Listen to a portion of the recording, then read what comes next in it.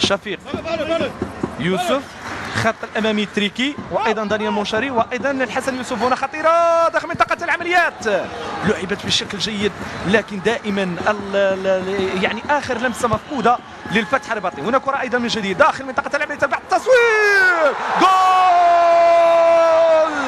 لصالح فريق الفتح الرياضي الرباطي، والمسجل بطبيعه الحال يوسف الحسن.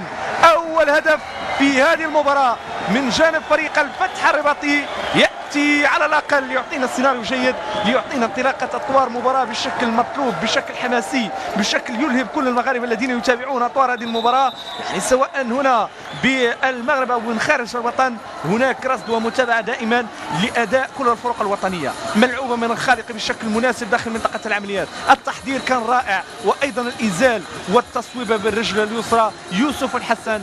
كرة كانت ملعوبة بالشكل الصحيح، شاهدوا كيف أتت وكيف أثمرت عن تسجيل أول أهداف هذا اللقاء. بعد مرور 26 دقيقة شاهدنا الأهم، شاهدنا الأفضل، شاهدنا الأحسن، وهو هدف يأتي في هذه اللحظة. فهل سيكون هناك هدف قادم آخر من جانب الفتح الرباطي؟ مباراة تأمين النتيجة، مباراة الانتقال للدور الموالي،